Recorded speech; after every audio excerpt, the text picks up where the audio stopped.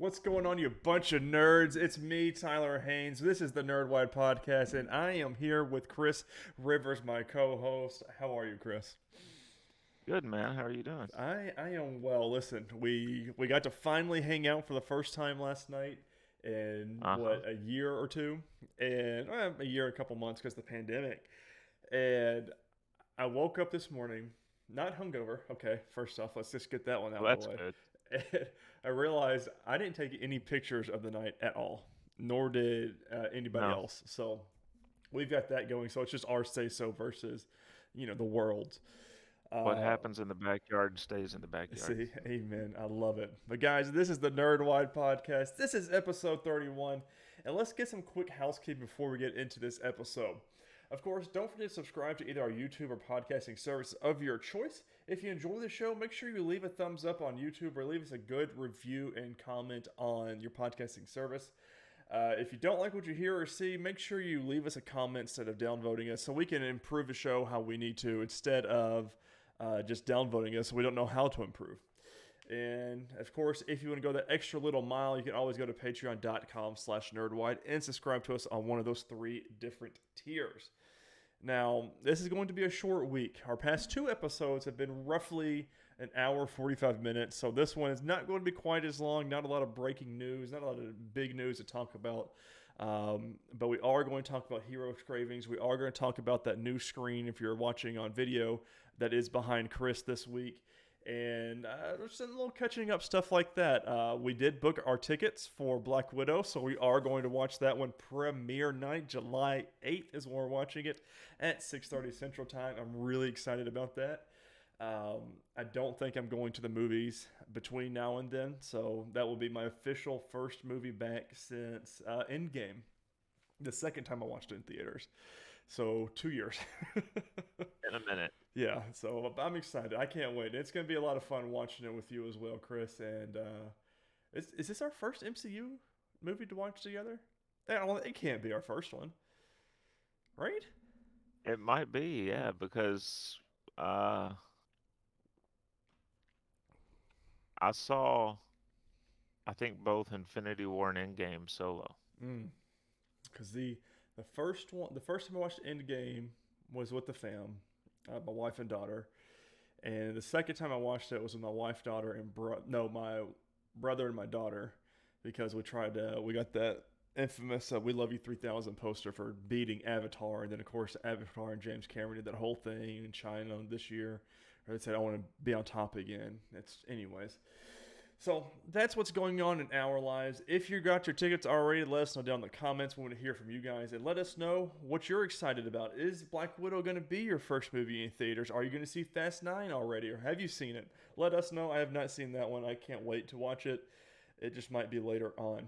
And speaking of movies, Chris, Zack Snyder announced that his Justice League, the Zack Snyder's Justice League, is coming to physical release, and I'm gonna do everything I can to get a steelbook of that. So if you see that before I do, let me know because I do want I to own that will. copy. All right, let's get right into our TV section. Chris, what you been watching this week? Very, very little. I watched our shows and that's basically it. So to follow up on last week, I completely finished the 100 on Friday this week. Hmm. Um, I did, like I said last night, I did cry a little bit at the ending of it because it's just a good show. Um, Right. and I feel like it's one of those shows that does anxiety really well. There's always something going on, so your stress levels are always high, your anxiety is always high. The ending, I saw a lot of people on the internet didn't really like it that much. I thought it was fine. I felt like if I had any criticism, it kind of ended a little too early. But I don't know if it was one of those. I didn't research enough into it to see if it was one of the shows that they kind of got canned halfway through making the season, and so they kind of just tied it all up. But I mean, I thought it was an okay ending. I don't think it was too terribly bad.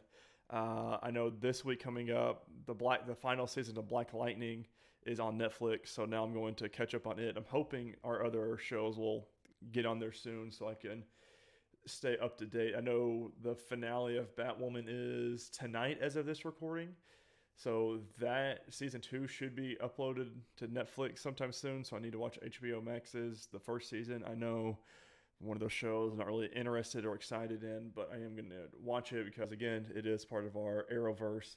Again, refuse to call it CWverse. So, but anyways, enough about that, Chris. Let's get into our first show here. Let me swipe the phone up for the notes. And we are going into Superman and Lois, season 1, episode 11. And again, it's a long title. A brief reminiscence in between cataclysmic events. Again, I don't make the rules. So, for a little overview of this one, I enjoyed this episode. It was a nice flashback of Superman getting his powers, Superman understanding who he is, where he's from, meeting Lois. The way that they did their stories together, I thought was really well done. And then the story, even towards the end of this episode, I enjoyed. The visuals were great. I'm still worried about where we're going, but there is a cameo. Did you watch the preview for next week's? Because I'm just assuming CW TV, Gotcha. so it didn't show that. Well, good. I've got something fun for you when we get there. All right. Okay. We start out with Clark following the Sunstone to the Arctic. He throws it to the ground in frustration, and of course, it makes the Fortress of Solitude, which is just a cave. Nothing, just old boring cave with old Papa L in there. And again, not really sold on the actor for that guy. Let's see. Clark returns home after a montage of him figuring out who he is, where he's from, and learning his powers. The way that they did that was, he's finding out about the sun, why he was sent there. He's be Earth's champion. He starts running really fast. We see him flying. Then we see as he's running across the Arctic wasteland here, he's aging as he does it. I thought that was really cool. Into Tyler Hoechlin. And then he jumps and flies, learns he can fly. A little giddy, little excitement over it. Clark returns home after that. We find out that Lana is engaged, and his mother had a dream of him flying and made him a super suit. Thought that was really random. I thought the whole Lana thing was well done because it was right in front of the theater. Harry Potter was doing a double feature, and Kyle comes in. He goes, "Hey, I got the job at the fire station." Like, cool, we're setting all of this up. He uses a little super zoom, sees she's engaged. But we come back home to Mama Kent and see that she made a super suit. It doesn't have a symbol on it yet. She says, I think it needs something on the chest. Of course, he makes the S out of it. We see Clark going through Metropolis looking for a place to live, and we've seen the green car for the first episode in the comic series, if you remember from when we talked about the first time. And we rewatched that whole scene over again. I enjoyed this. I don't think a lot of people would enjoy it because it's just reusing the same scene. But we have a lot more backstory to it, and it kind of ties into it more. This is what I think. Let's see. Once he saves the kid, he flies into a phone booth and changes in classic Superman style. I thought that was a lot of fun. The way they did it with him flying around the phone booth. Of course, I don't know why nobody noticed him, but it's Metropolis. It's a big city. He then talks to a lady on the street. He's like, "Hey, what's going on? Why is everyone rushing over there?" She says, "Some guy just flew and saved a kid and flew away." He said, "What do you mean flew away?" She's like, like a bird, like a plane. Guy just flew. I was like, "Aha, I see what we're doing here. I like what we're doing with this episode." Clark then applies for the Daily Planet. And, he does this whole little... she goes, "See, the lady said something about the planet. I hope someone from the planet is there." And he kind of looks up and sees the Daily Planet building, which I think this is our first time seeing it like that. And it reminded me a lot of Smallville's Daily Planet structure there, which, again, I'm a huge Smallville fan. Put a pin in that because that's going to come back later on. We see Clark applying for the Daily Planet, and we see the scene again of him meeting Lois for the first time. We see them working a story beat together, taking down a Nazi, and we also see Lois dubbing him Superman for the first time.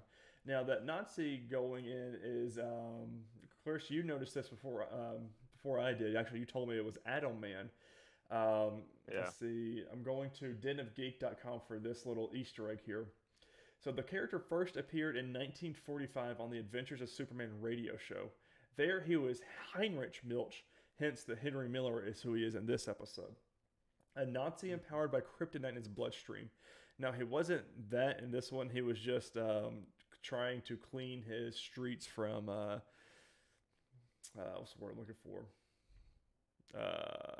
Individuals. I don't. That's the word. Anyways, um, once he blah blah blah, we do that. So we see him. I thought this scene was these little montages of scenes of him and Lois working story beats together. I thought that was very well done for their relationship, and you can see where they were both falling in love with each other, getting to connect with each other. Um, the scene again, I don't know how she doesn't notice that's him again. The whole glasses thing. I mean, they've been working together for a while, and at one point they do an interview. Like she gets this interview at the Daily Planet, just one on one with him, and the producer is like, he is into you, yeah, and like it's just. I mean, how do you not notice that's who that is? At this time, we have to assume they've been sleeping together because she said, I've been dating Clark for a while and, I'm in love with him. And she still doesn't know he's Superman. He's over there smiling and giddying. Of course, he's using super hearing. And the producer calls it out at one point. I thought that scene might be my favorite in the whole series this week. Or show this week. Let's see where we got to. Okay, then we see Lois meeting Martha. I put Martha in all caps because I was going to do a whole Zack Snyder's Batman versus Superman. Martha, why'd you say that name thing? But I'm not going to do it. I'm not sinking to that level. Then we see a nice little wedding montage. It ends with Clark telling Jor-El about the wedding, and the scene glitches. And he screams for Clark to get out, and Clark just wakes up in a bed.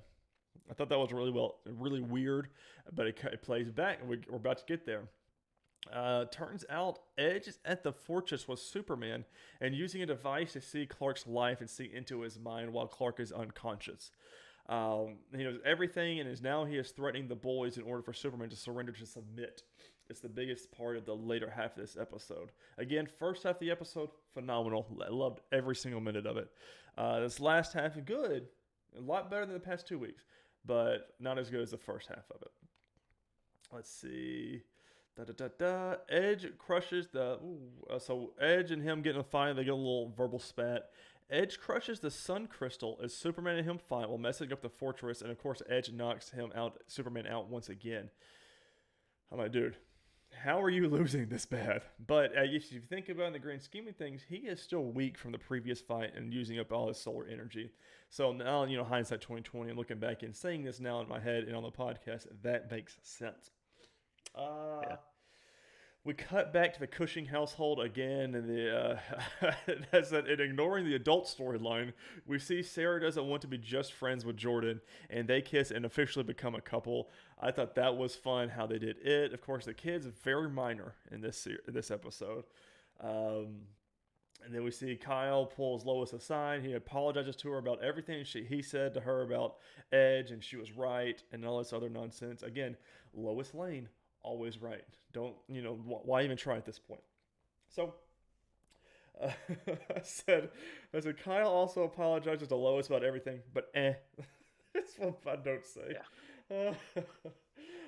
We go back to the Kent farm where Edge approaches the family as Uncle Morgan, and then go to a commercial break. I thought that was very funny. He said, "What? No need to be afraid. It's just Uncle Morgan." I was like, "Oh, dude, this guy. The ball's on this guy." We see Clark submits to Edge after his family almost gets killed. What happened was we see Edge and Jordan start arguing, and Edge tries to blast him with laser eyes. Jordan and Edge's laser eyes go away.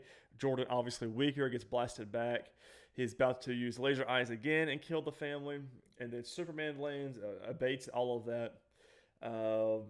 We see and hear that Edge puts his sun crystal in the desert because he likes the sun. Who doesn't like to smile up at the sun instead of the freezing cold? Again, we're going this whole half brothers thing. We're doing a complete opposite is what we're doing here with this whole iteration of the story. We see Edge talks to his father over in the Fortress of Solitude in the desert. Turns out that his dad is talking to him to take over the planet. They're weak. We're going to rebuild Krypton. We're going to do this all for our Kryptonians. Your mother's the reason that Superman's the way he is. Blah blah blah blah blah blah. Superman then flies in. He does submit as long as his family is spared, and we're starting to see where the Henry Irons scenario, where Superman submits and takes care and destroys Metropolis. We're starting to get to that storyline. Superman gets turned at the same layer. He starts. I guess it comes under the mind control of. I don't know if it's really mind control, but they take away his emotions of love for Earth, and we see his eyes start glowing red. Looks really cool. We see Lois calls Irons and lets him know it's starting. Boom. End of episode. Now, if you watch it on Hulu, the they do the little preview for the next week. Now, Chris, this is where it gets interesting. We hear Irons talking to we're assuming Lois. He goes, he destroyed Metropolis in less than 7 minutes before moving on to the rest of the world. And then like we're doing little images through this, but in a little military station, here we go. John Diggle is in the next episode. So is it Green Lantern John Diggle, or is it John Diggle? John Diggle, you know what I mean? I don't. I just don't know. Right. And this is our first with him in this next episode. It's our first real confirmation this is a part of the Arrowverse. Right. But and Uh, that's this week's episode. yeah, this is it's taken them a while to get to this storyline, Yes. but I think it took a couple episodes too long. This could have been a 10 episode season and it would have worked better Mm-hmm. because I'm to the point that you could just I know we've talked about it before. Kyle can go, Yep. right?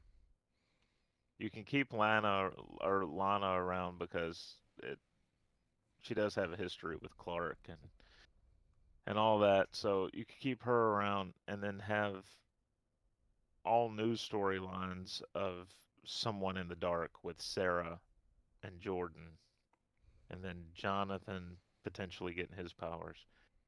I don't see a place for Kyle going Mm. forward, and I Uh, do think he ends up getting killed. yeah. He'll sacrifice himself But somehow. yeah, because he feels guilt over what he did. Mm-hmm. Um, this is. I thought it was weird when Edge takes Superman to his lair, and it's out in the desert. I'm thinking the sun gives him his powers. Right. You've taken him out to one of the sunniest places. Why would you do that? Yeah. It's I mean, he takes him into the cave, right? So I mean, he's not, but still. and then you've got And the I think go ahead. I think his it's we're gonna find out his will is stronger than uh than Edge and Edge's hologram father think it is, The old right? drunk looking He's father. yeah. Dude, he looked bad. Mm-hmm. I'm just like, what in the world is going on with this dude? I don't know what they're doing casting wise with the dads on this show. I don't know, but are we ever going to see Jor-El again? Right. Oh, because the Because the sun's going. crystal was Yeah. destroyed. Mm. See. I don't know, and I got to thinking with this episode as well. I keep thinking in my head, hey, how would you make this more of an Arrowverse show? Because this does not feel Arrowversey to me. Like it doesn't feel like. I mean, Black Lightning is different. Arrowverse still has good. Like towards the end, it wasn't really. Uh, it didn't have the same feel like Flash or Legends of Tomorrow did. But Right. I was like, I wish they kind of would have focused on the kids mainly and their storyline instead of Clark and Lois. I mean, you still call it Superman and Lois, right? But focus on the kids and make it more of a Smallville show, and then bring Superman. I just thinking different stuff like that. But I mean, I enjoy it. Again, to your point, I do think it could have been much shorter of a season, and it would have more of an impact. And we still have 5 episodes to go.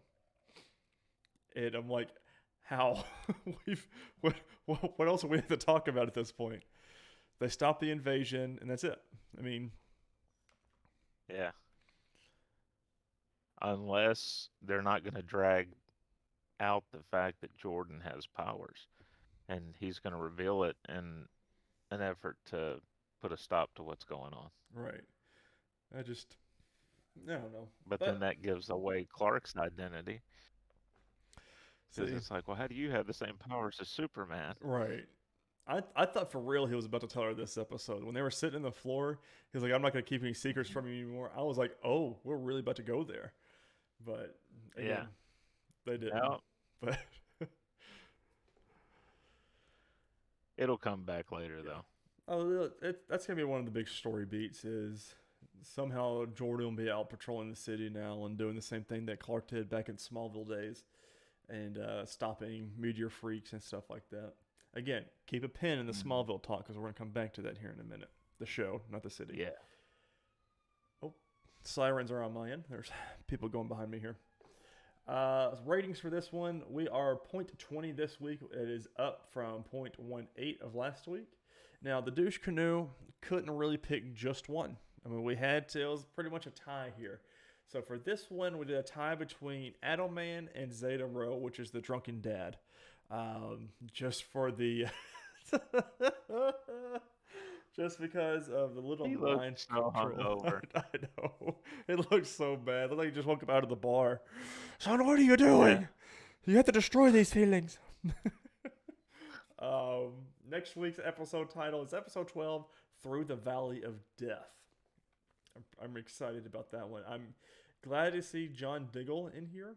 I thought that Hmm. seeing that in the preview got me really excited about it because we left the end of Arrow with him assumedly getting a Green Lantern ring. Assumingly, as I'm putting in Right. quotations. So this will be after that, so we're going to see what actually happened, potentially. I hope he stays on the show because that would bring it so much better. I can't wait, especially since he's directed an episode a couple ones back. Right. So, next one we have here is Loki episode 3 Lamentus. Now, this is I did not take a whole lot of notes for this one because it's not a lot of big things happen. It was a lot of Yeah. monologuing. You see a lot of Loki and Sylvie is her new name. She does not like to be called Loki. We see a lot of her backstory ish, why this way she is, kind of. But it's Loki trying to figure out who she is and her powers. So it wasn't a whole lot to take notes much on, just because the monologuing. But we see the variant arrives at the TVA and attempts to find the timekeepers, followed by Loki, who uses a tent pad to teleport them both to escape from Renslayer. What happens was they both get there, they start talking to each other. He's got knives somehow, and they go to the elevator to try and get to the timekeepers. Renslayer approaches. They were about to get killed, and what Loki does in the nick of time is makes a time doorway, and they fall into Lamentus 1, which is in 2077. I'm trying to keep all these dates in my head because I think in the movies and further shows, they're going to mention stuff like this. Like the whole thing that's going on in Right. Lamentus 1, which is a moon that's going to be crushed by a planet, is all a. I feel like that's going to be like a one-handed comment somewhere down the line. Maybe in Eternals or something like that. But that's just where I'm trying to keep all these dates in my head. So the Tempad runs out of power. Loki magically hides it from the variant, who is now going by the alias Sylvie. So they're agreeing to work with each other to charge it. They sneak aboard a train bound for the Ark. Before they do that, though, there was a nice little. They find a house out on this moon. I thought the landscape, the picture and the cinematography of the moon was really cool because the whole time there's small little meteors hitting the moon, like the whole time. I thought that was really cool how it looked. Um, he goes to a house and they try to knock on the door. The Sylvie gets shot with a little airwave shotgun blast, and then Loki tries to be the lady's husband, and she says, he would never be that nice or care about me or something like that, and he gets shot. It turns back into He his no hasn't been role. that nice. Right. She said something like, he hasn't been that nice in 30 Hmm. years or something like that. I thought that was Yeah, very funny how that was good. they did that one. They sneak aboard a train bound for the Ark, which is an evacuation spaceship, which they could believe has enough power to recharge the temp pad. During this scene, they've got, of course, again, a lot of monologuing going on here. We see Loki getting drunk after Sylvie wakes up and is drawing attention to Loki and Sylvie, which leads to a pretty cool fight with guards that eventually threw him off the train. Um, he was doing his whole little Asgardian monologue. It was very fun how they did. Again, if you haven't watched any of these episodes that we talked about, please make sure you are, because we enjoyed these shows, especially the Marvel television. But when he gets thrown off the train, Sylvie jumps to the window after him. Only we find out that when he landed, he broke the temp pad, so now they have no way to get back to the TVA.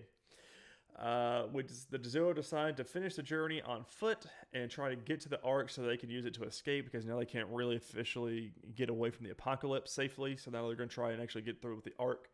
But Sylvie already tells them the Ark was destroyed and never left planet anyways. So kind of last ditch effort. And he says, but they didn't have us on there. Thought that was cool how he said that. Timey-wimey, wibbly-wobbly stuff. We find out that Sylvie reveals that the TVA's workers are all variants and were not created by the timekeepers, as Mobius has claimed.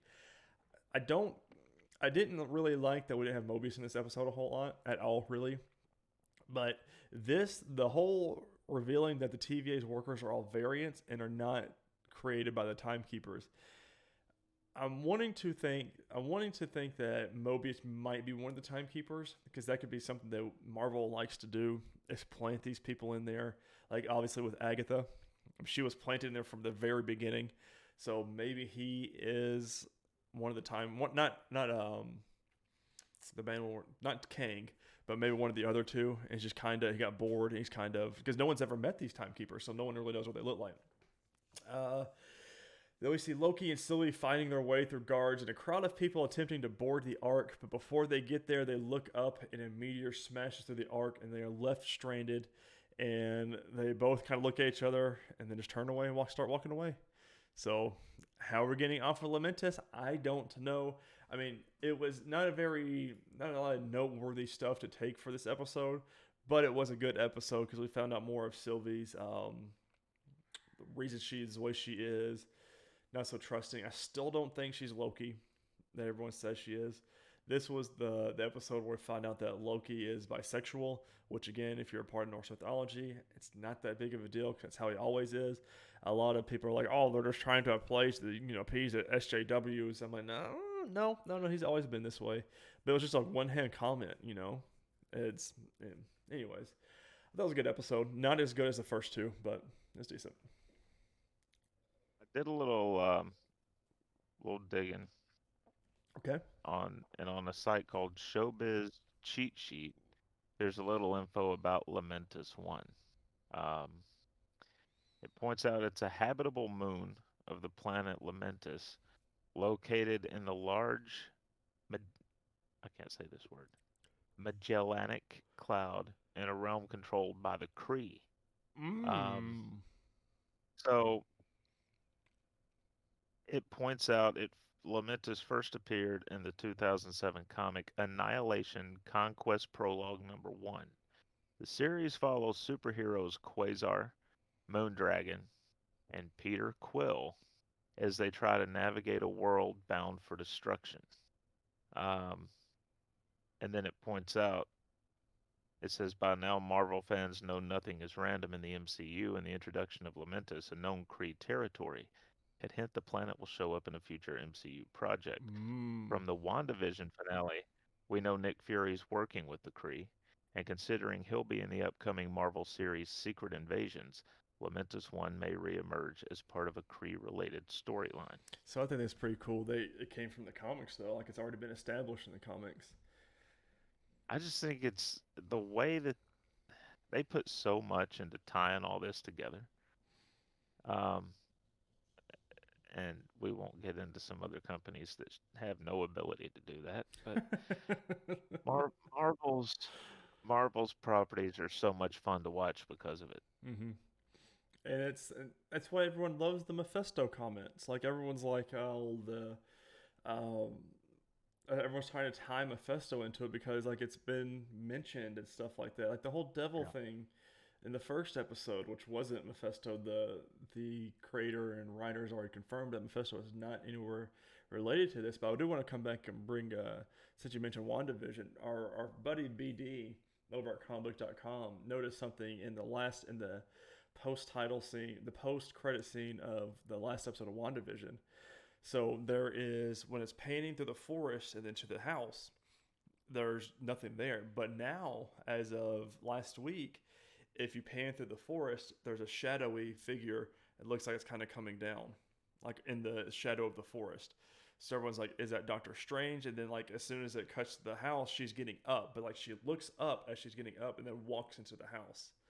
So everyone's like, is Marvel really going back and editing things? Or is that just like, to me, it could look like someone floating down, but it could also look like a drone shadow flying, capturing the footage. Yeah. But why it wasn't in the first time we saw it, but now it's changed. That's one of the things I don't know. But if Marvel's really going back and editing things like that, makes me just want to rewatch it all and see things we didn't. Yeah. Well, that's the point, right? They know what they're doing. They leak one or two things like that. Yeah. Well, and they're probably taking some tips from George Lucas on how to go back and edit things, change things. Yeah. Oh man. Douche canoe for this one. There was really only one major one, kind of a minor one. The major one was Sylvie, mainly due to her torturing the guard, the TVA worker from last episode. She was baiting her when she lived on Earth, and was baiting her into telling her all this stuff. And just mind control is just never a good thing. But she calls it enchantment, and she breaks their will and their mind. The other one was the guy that righted them out of the train, which we didn't really have a name for or anything like that. So is your lesser one. Of course, no episode titles released for next week. So we will get the title, when we get there. I did see a comment Tom Hiddleston made where he said episodes 4 and 5 really changed the game for the story that they're telling. Don't change anything on Endgame. Don't you do it. Don't do it. Endgame was just so perfect. Don't make it even more perfect. I can't help though but think that since this version of Loki has seen his death, that it's in his nature. He would plan a way around that. Right. I see. So to me, with Loki, I just don't know where this ends. Like, do we do another Loki season of him in the TVA? Or do we make it into a way where Loki finds a way to put himself back into the sacred timeline?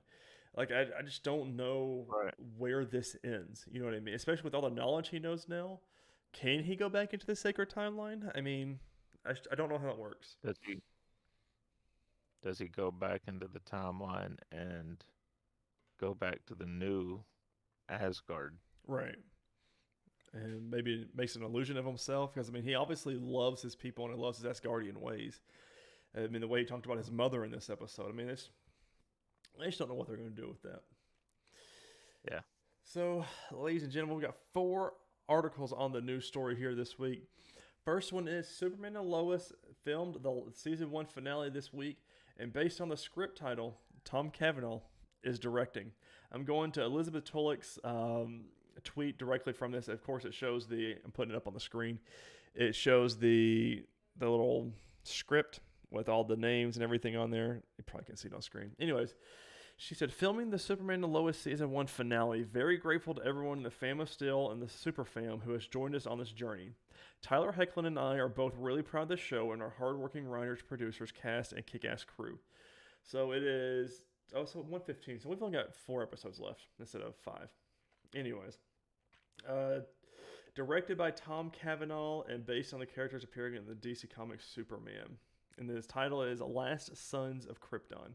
So somehow we're still going on to the Krypton with what's his name?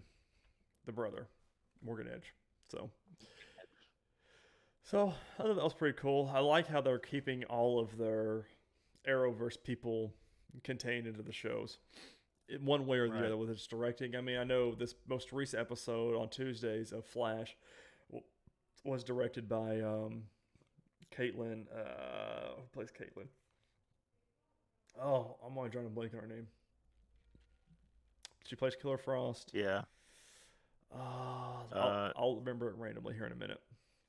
Um, See, it's right there. Danielle Pennebaker. That's the one, Danielle Pennebaker. She directed this most recent episode of The Flash, and she's enjoying doing it. Grant Gustin's directed an episode or two. I think it's kind of cool how they let them do that.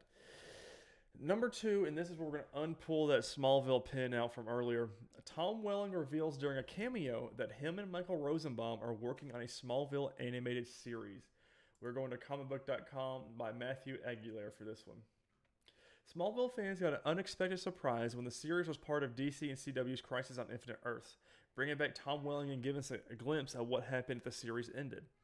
It was awesome to see Welling back in the role and see that Clark and Lois have started their family since we last saw them, but that might not be the last time we see Smallville's universe.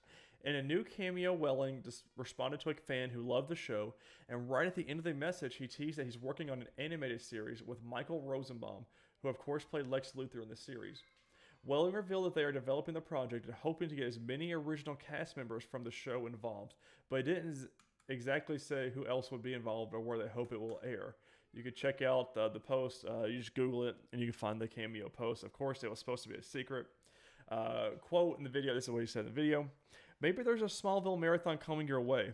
Michael Rosenbaum and I are actually working on an animated series to bring those characters back to life and use as many of the original cast members as possible, Welling said. Don't tell anybody, though. It's a secret, and we're still working on it. Obviously, the person that got this cameo did not keep it a secret, because Michael Rosenbaum even retweeted the cameo and said, well, obviously they didn't listen. So I'm like, oh, it's supposed to be under wraps. But yeah, but you have to know if you're him that if you say something like that to a fan, yeah, they're because Smallville's huge. So we do know one person that won't be back. Yeah, we're not going to mention her. Yeah, she won't be back for any of the readings. No, not at all. I'm excited though. Unless that's how she makes her one phone call. Right, it's just to record a couple of lines. I'm excited. If they can get as many of the cast members back as possible, I am all in. Just having Lex Luthor and Superman on there is all I need. Just having Michael Rosenbaum back, that's all I needed really. And I'm glad that they're working together to make this and try and make this as successful as possible. Now, 2 coworkers that aren't trying to make this successful is our third number story here. Supernatural prequel is in the works from CW and Jensen and Danielle Ackles. We're going to Deadline.com, who broke this story by Nelly Andriva. Supernatural, one of the most important series in the history of the CW, is eyeing a comeback with a new iteration with the prequel The Winchesters, centered on Dean and Sam Winchester's parents. The project, now in development at the network, is executive produced by Supernatural star Jensen Ackles, who also reprised his Dean Winchester character as a narrator of the TV show, and Ackles' wife, Supernatural recurring guest star Danielle. The Winchesters, which has script commitment, is written and exclusively executive produced by another Supernatural alum, former co-executive producer Robbie Thompson. Now, again, of course, they're going to milk this series as much as they can. I don't know how excited I am for a prequel. Will I watch it? Of course I'm going to watch it. Did I really need this? No. But the big problem is, apparently, Jared Padalecki, who plays Dean's brother on the show, knew nothing about this. And this is where it gets rough. So we're going to Jared Padalecki's Twitter. This is all on Friday, by the way. Where is the original tweet I had? Maybe I accidentally deleted it on my phone. But it said, of course, Deadline wouldn't have the actual tweet in there. He said, it's kind of sad that I'm hearing about this for the first time on Twitter, considering I'm one of the brothers of the show. Apparently, Jensen saw that tweet and they had a conversation over the phone, obviously. So Jared said in a tweet, Jensen Ackles and I had a great talk, as we do often. Things are good. The show was very early in the process with miles to go. We've traveled a lot of roads together, and sometimes those damn roads have bumps. Bumps don't stop us. Once brothers, always brothers. Jensen retweets that same tweet and says, "Love you, Jarpad. Miss these talks. I forget how much FaceTime we used to get with each other, and I miss that too. I know you're busy as am I, but you're still my brother. I miss you, pal." So, to me, I know Jared Padalecki's got the Walker show going on right now, but don't you think that if I'm the biggest of the two co-stars of Supernatural. Don't you think that I would reach out and say, "Hey, I'm wanting to do this. I just want to kind of give you a heads up." Wouldn't you think that'd be a conversation that should have been had? Yes and no. Uh, I mean, maybe in his mind there was no reason to say anything until it was further along. Yeah. Um, them saying that it has miles to go, it may not it may not be that close. This might be something that if the ball gets rolling on it, maybe it's fall 2023 before we see anything. Right. I So, mean, all we know is they're executive producing, and it's going to take place before with him narrating. So, I mean, we don't know a whole lot on it, but I kind of am with Jared on this one. I'm like, it kind of sucks to find out that this is happening on Twitter. Like, you log into Twitter yeah. one day and you see this is happening. But I'm glad that, of course, they've worked together for over 15 years now. And so they've got a very close relationship. I'm sure it was easily, like you said, he probably just said, "Dude, it's very early on. I did not know the story was breaking yet." He said, "It's just something we've kind of been working on. We were going to tell you, but it just wasn't the right time," or something like that. I can see that. Oh, speaking of time, The Boys season 3 adds Laurie Holden as Crimson Countess. We're going to EW.com for this one by Jolie Lash. From zombies to spies to soups, Laurie Holden has been cast in The Boys. The actress is well known for playing Andrea on AMC's The Walking Dead, and who spent some time as Renee in Fox's The Americans, has lined up the recurring role of Crimson Countess in the third season of the Amazon series. EW has confirmed. Holden shared her joy over landing the role on Twitter on Friday. Quote, "Been sitting on this for a long while. Hoping to share this with you all. I am loving being a freaking superhero. Dream job for sure. Smiley face." So, there we go. I'm excited. So, Crimson Countess is a member of Payback, which is led by Jensen Ackles' Soldier Boy. In the comics, Payback existed at the same time as the Supes, but in the show, they've been talked about in the past. Soldier Boy has been described as a Captain American-esque superhero who helped the Allied forces against the Nazis in World War II. Crimson is a little like Marvel's Scarlet Witch and can shoot heat from her hands. So to give you a little bit of a backstory on her and what she's gonna be about in the show, I'm I'm on. oh, Bring the jeez. boys on. So Yeah. I've gotta get caught up on I'm this telling you, you're before gonna love this show. the new season drops. You're gonna love it. I Speaking of, just I've got to find time, Tyler, to watch all this that's stuff, what it and I all comes really down want to to. watch. That's all it comes down to. Speaking of time, releases this week, Wednesday, July 7th. We got Monsters at Work dropping on Disney Plus, and the season of Riverdale dropping on CW on the same day. Thursday, July 8th, the animated show Resident Evil Infinite Darkness launches on Netflix. Of course, that show looks just real. You can't even tell it's animated. And that is it for TV this week. Word. All right, let's jump into movies then. Our movie review is Luca. Now, did you watch anything else? No, it was all the 100 all the time. Okay. I didn't. I didn't either. Um, Movies that are this new, it's really hard to talk about because you Mm-hmm. don't want to give away too much. So we'll just go with a very quick synopsis, and then I'll throw it to you for your initial thoughts. Basically, Luca is a sea monster who really wants to go to the surface. And these sea monsters, when they go to the surface and they dry off, they look like normal human beings. Um, and along the way, he encounters a friend who um, is also a sea monster and also hangs out on the surface. And it's their adventure to just spend a summer without any cares among the humans and some of the people that they meet along the way. Uh, I guess that's a Yeah. pretty decent surmising of the movie. What'd you think of this? I enjoyed it. I like the Pixar movies. Now, as far as the animation, a lot of the scenes, like with the water and stuff, look really good. Again, same people that did Finding Nemo and movies like that. And I thought the way they did in the water was great. The little when the surf was hitting the land was really well done.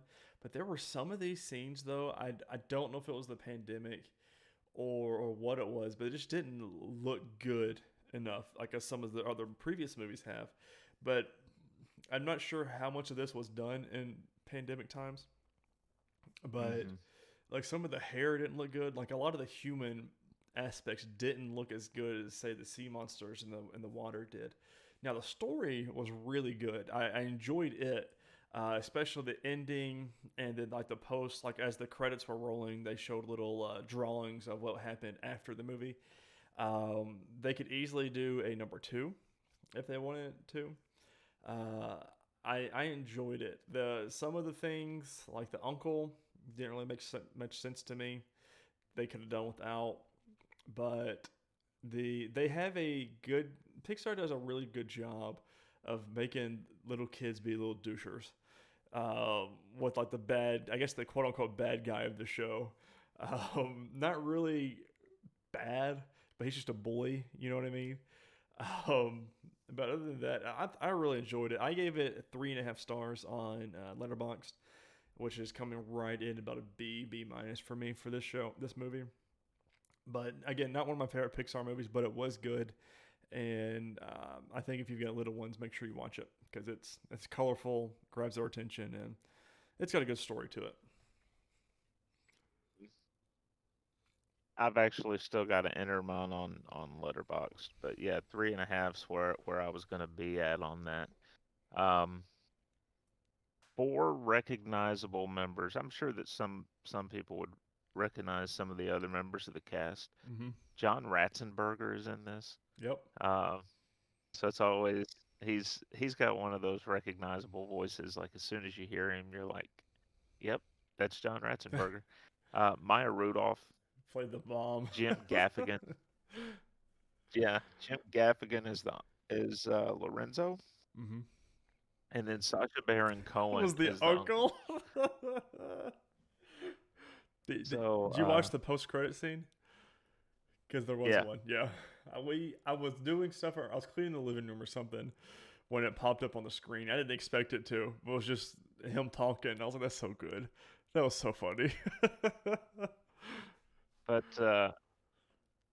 yeah, 3.5 stars. Really entertaining movie. Like you said, the kids will really love it. Um, Adults will probably notice some of the same things that we noticed. Mm-hmm. Like you were pointing out the some of the animation issues. Uh, but a good Pixar movie. This is just it's not.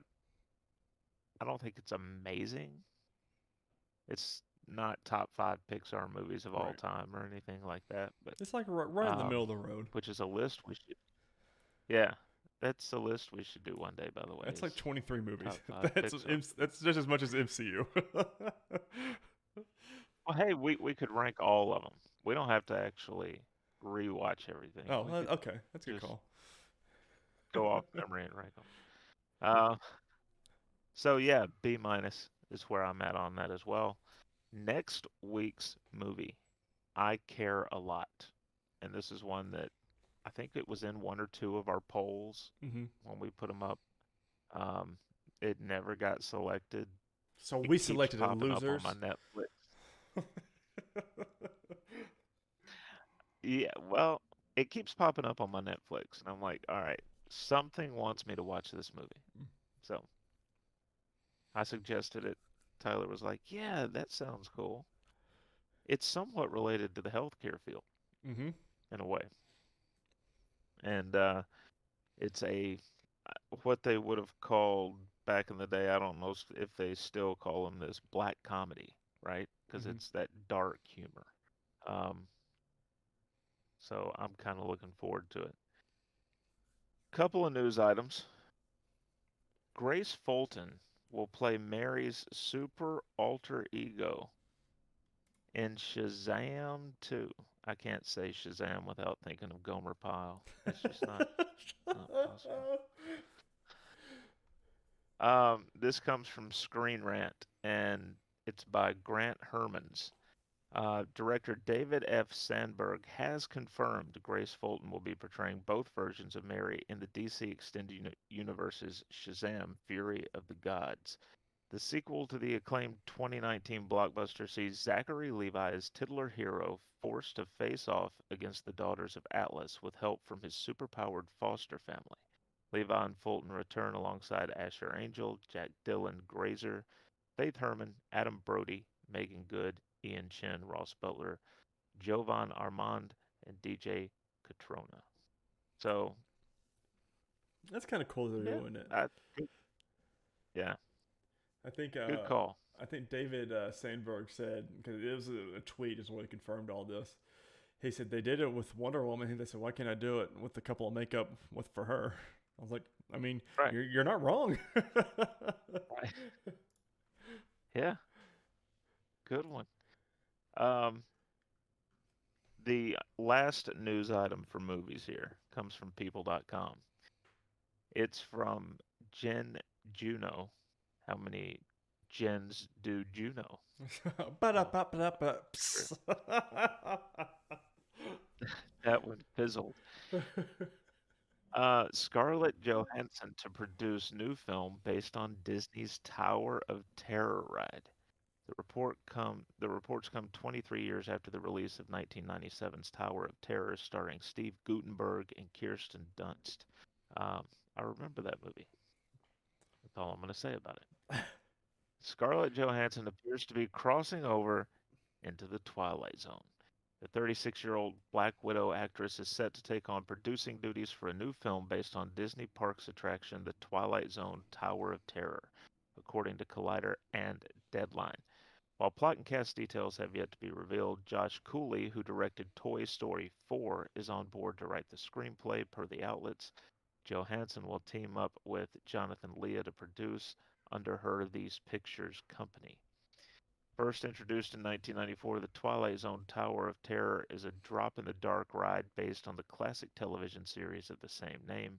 Host Rod Serling narrates the experience in which guests weave through a queue inside the fictional Hollywood Tower Hotel before boarding an elevator that travels directly to the Twilight Zone. Oh, that's kind of cool. Let's see. So Yeah, we'll see if it comes out, it does point out. 6 years later from now. Yeah, it talks a little bit about the original Tower of Terror film. Um, Nothing really relevant here, Hmm. but I'm looking forward to it. It's hopefully it's better than the last one. But I never watched the last one, so I couldn't tell you. it was a little Shocker. made for TV. Uh, it was kind of one of those. I guess you would say it was like not really in the same vein as Goosebumps, but sort of like a young adult scary movie Okay. kind of thing. Oh. Yeah. All right, Tyler. Let's see. We have one more dealio here. Mm-hmm. A reminder because I'm excited about it that not this next week, but the week after next on the show, the Black Widow review, I know. I'm so which excited. means which means the night of the 8th, about what 3 days before we record, is when we'll actually get to watch this. Mm-hmm. We'll finally get to go to theaters again. We're gonna finally see this movie that's been It's two gonna be years great. in the making at this point. Just been sitting in old Kevin Feige's closet, just waiting to hit play. I can't wait for it. Man, Now, I wonder how many times he's watched it. do you want? I often wonder how many times has he watched his movies? Do you think? Well, I mean, all he does is produce them, so I would hope he would watch everything, right? Right. He's got everything. I wonder if he's got ever all the secrets, like of what's to come and what he's got planned on his phone, or if it's on a notebook somewhere in his house, like a little small little black notebook he puts in his back pocket everywhere he goes, like in his coat pocket. I could see it. Oh, so Yeah. our next little section here is games. I've got absolutely no news to talk about. Well, we've got one news to talk about. I want to talk about what we've been playing first before we get into our news. Um, I have jumped back into Marvel's Avengers, and I'm playing through the Hawkeye storyline now, and that game is fun.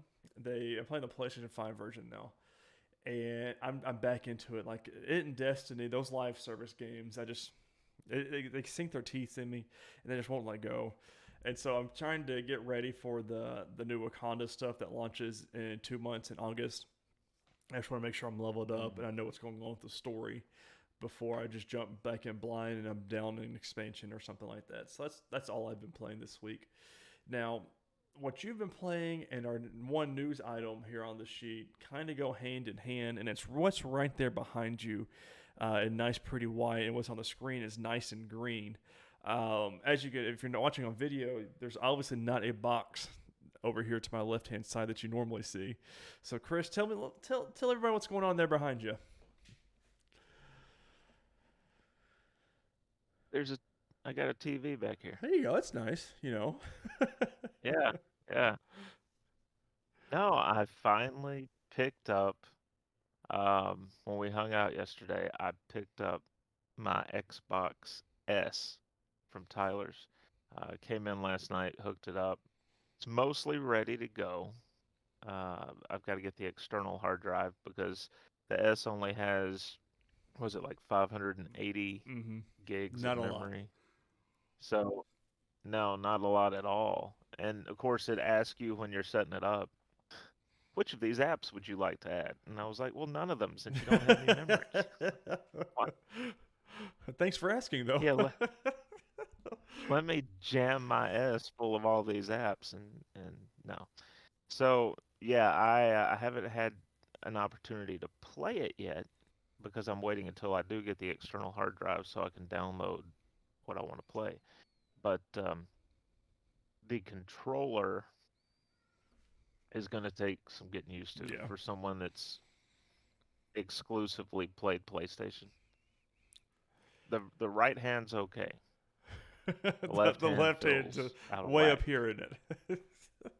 Yeah, it's like way up there. I'm on the D-pad and I'm like, okay, this it should be no, this isn't right. It's gonna take years, and I'm never gonna get comfortable with it Right. because I'm gonna be going back and forth between the two. So, I'm excited for you to once you get that hard drive to play some Game Pass games. I see what Game Pass is all about.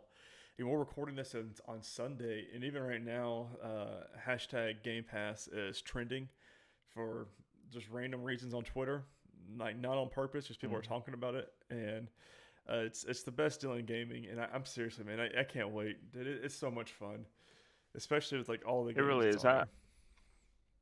Yeah, I signed up for the Ultimate, which got me the first month at $1, Mm-hmm. 2 free months. So I don't pay the 14.99 until month 4. Yeah. So, and there's a lot of it's a good mixture of titles if you haven't gotten an Xbox. Um, there's a lot of A titles on there. You know, you've got all your major sports titles, and then you've got like Grand Theft Auto 5 is on there, and Red Dead Online is on there, and um, but you also still have a nice mixture of smaller titles that you Mm-hmm. may not have heard of that look interesting that you're going to want to try. I was telling um, Tyler earlier that the Walking Dead Telltale games are on there. So if you're someone like myself and unlike Tyler who doesn't platinum a lot of games, the Telltale games the Telltale games are easy platinums. You basically just have to play the game Mm-hmm. and you platinum it at the end because there's very little what combat there is, they slow walk you through because the game will slow down for you to hit the correct button. Um, and then the rest of it's just narrative decisions. So I'm excited about it. And then the thing with Game Pass too is one for both of us being iPhone users is that in the next coming of weeks, XCloud will be on our phones. And so with being a Game Pass Ultimate, we get XCloud, so we can play Xbox wherever we're connected to Wi-Fi. And so if I don't have to take my consoles with me. Like if I go on vacation, I'm just gonna take my controller because I'll just put my controller on my little connector I have, and just play it from my phone. I don't have to worry about taking it everywhere. Especially when I'm doing I'm gonna get fired. Yeah, see, it's dangerous. Oh, Chris is in the bathroom again. Man, his stomach's really messed up. So it's great, and like with E3, so 27 of the 30 games they showed at E3 is coming to day and date on Game Pass. So you don't have to buy these games. Halo, you don't have to buy. Like it's crazy to me, but I can't wait. So yeah, I mean next week we'll have more to talk about with your experience and things like that. But we don't have that was the only news thing I had here on gaming. Not a whole lot as far as what's coming out. Destroy All Humans comes to Switch on June 19th, and Doki Doki Literature Club Plus comes out to every single console on June 30th. Might look into that. I'm not sure yet. I've heard that's one of those must-play games. Short, but nothing too crazy. But guys, that is it. We had a shorter episode. We're still at about an hour for this week. Thank you all for listening and watching at home. If you enjoyed what you listened to, make sure you subscribe to us on whatever podcasting or YouTube service you use. If you enjoy what you liked, like us on a video. Let us know in the comments what you enjoyed. Let us know what you didn't enjoy, how we can improve this podcast. If you want to follow us on social media, you can follow the NerdWide account at nerd_wide. You can follow me at Ty_Haynes. And you can follow Chris at MavTN7. If you're on Facebook, you can also follow us on Facebook at nerdwide.com over there. We've got some stuff coming out soon that Chris has been working on here lately. So we'll talk about that coming up. And guys, as always, this has been the NerdWide Podcast, episode 31. Thank you so much for watching and or listening, and we hope you enjoyed it, and we can't wait to let you know how Chris's Game Pass experience goes next week.